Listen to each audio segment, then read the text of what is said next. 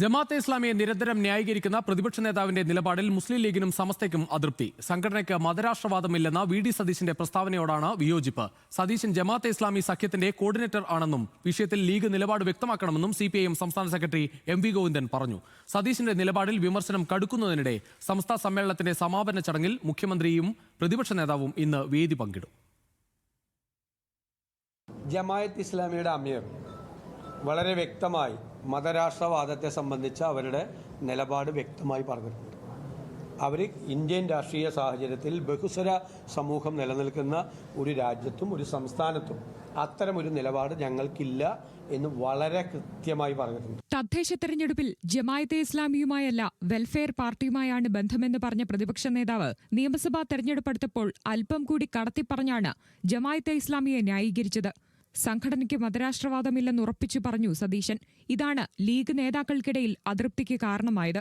സതീശന്റേത് ജമാഅത്തെ ഇസ്ലാമിക്കെതിരെ നിലപാട് സ്വീകരിച്ചിട്ടുള്ള സമസ്ത ഉൾപ്പെടെയുള്ള സംഘടനകളെ പിന്തുണയ്ക്കുന്നതിന് തുല്യമാണെന്നാണ് ലീഗ് നേതാക്കളുടെ വാദം. കാസർഗോഡ് നടക്കുന്ന സമസ്തയുടെ 100ാം വാർഷിക സമ്മേളനത്തിൽ ജമാഅത്തെ ഇസ്ലാമിക്കെതിരെ സമസ്ത പ്രമേയവും അവതരിപ്പിച്ചിരുന്നു. AP വിഭാഗം സമസ്തയും സതീശന്റെ നിലപാടിൽ അതൃപ്തിയിലാണ്.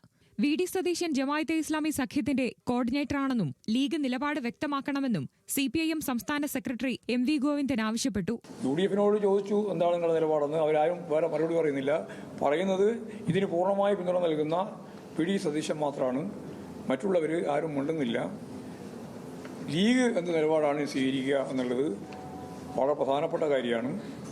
ഈ വർഗീയതക്ക് കൂട്ടുനിൽക്കുന്ന നിലപാട് സ്വീകരിച്ചാൽ UDF ഉൾപ്പെടെയുള്ള വിഭാഗത്തിന് വലിയ വില കൊടുക്കേണ്ടി വരുമെന്നുള്ള കാര്യത്തിൽ യാതൊരു സംശയമില്ല. വിവാദം കത്തുന്നതിനിടെ കാസർഗോഡ് നടക്കുന്ന സമസ്തയുടെ 100ാം വാർഷിക സമ്മേളനത്തിന്റെ സമാപന ചടങ്ങിൽ മുഖ്യമന്ത്രി പിണറായി വിജയനും പ്രതിപക്ഷ നേതാവ് V.D. സതീശനും ഇന്ന് വേദി പങ്കിടും. ഇവിടെയും V.D. സതീശൻ ജമാഅത്തെ ഇസ്ലാമി അനുകൂല നിലപാട് സ്വീകരിക്കുമോ എന്നാണ് ഏവരും ഉറ്റുനോക്കുന്നത്. ന്യൂസ് മലയാളം, കോഴിക്കോട്.